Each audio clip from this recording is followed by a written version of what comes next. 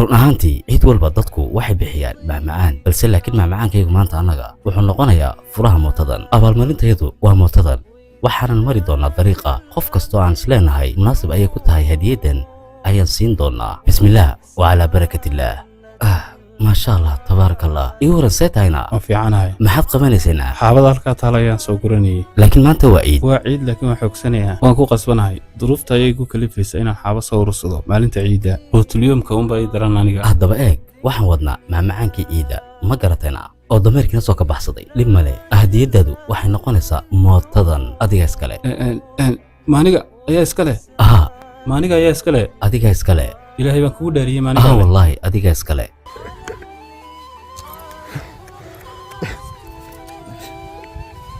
ilaahay ha kaa abaalmariyo allah mustacaan waad u qalantaa wallaahi adeer